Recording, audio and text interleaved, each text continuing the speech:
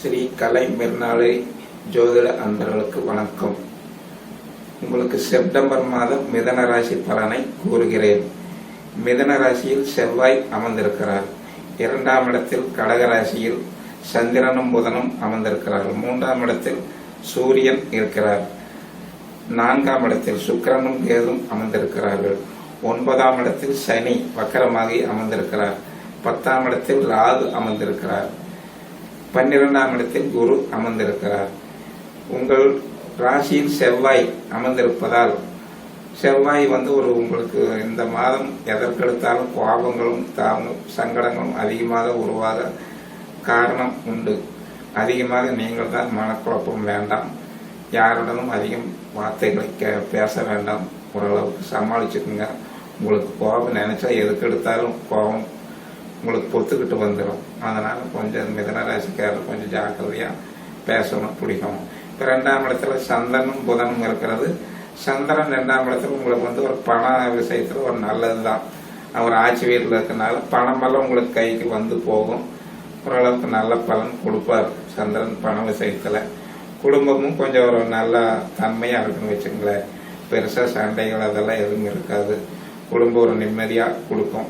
புதன் 3ஆம் இடத்துல நல்லதுதான் பண்ணுவார். 3ஆம் இடத்துல புதன் இருக்கலாம், ஆனால் பகை வீடு இருந்தாலும் புதன் 3ஆம் இடத்துல இருக்கிறது நல்ல பலன் தான். 4ஆம் இடத்துல சுக்கிரனும் கேது அமர்ந்திருக்கிறாங்க. சுக்கிரன் அங்கே நீச்சம், கேதுவும் அங்கே அமர்ந்திருக்கிறார். 4ஆம் இடங்கிறது தாய் ஸ்தானம், ஒரு சுகஸ்தானம். இதை பத்தி எல்லாம் சொல்லும். இது என்னன்னா குரு பார்க்குது. அந்த இடத்துல குரு பார்வை இருக்கிறதுனால 4ஆம் இடத்த குரு பார்க்கறதுனால உங்களுக்கு அந்த வீட்டு விஷயம், பூமி, தாய், இந்த மாதிரி விஷயங்கள் எல்லாம் உங்களுக்கு ஒரு அளவுக்கு நல்லதுதான் நடக்கும். நீங்க ஏதாவது ஒரு வாகனம் வாங்குற ஐடியால இருந்தா சுக்கிரன் அங்க இருக்கிறதுனால ஒரு வாகனம் வாங்குற ஐடியாவோ ஒரு இருந்தா இந்த மாசம் நீங்க இது ஒரு நல்ல மாசம், உங்களுக்கு நல்லதே செய்யலாம். இப்ப குரு உங்களுக்கு 5ஆம் பார்வையா உங்க 4ஆம் இடத்தை பார்க்குது. 7ஆம் பார்வையா உங்களுக்கு 6ஆம் இடத்தை பார்க்கனாரு. உங்களுக்கு கடன்கள் எல்லாம் இருந்தா குரு தீர்த்து வச்சிருவார். கடன், நோய், இந்த மாதிரி பிரச்சனையெல்லாம் குரு தீர்த்து வச்சிருவாரு. இப்போ 9ஆம் இடத்துல சனி. 9ஆம் இடத்துல சனி இருக்கிறது அவ்வளவு நல்லது அல்ல.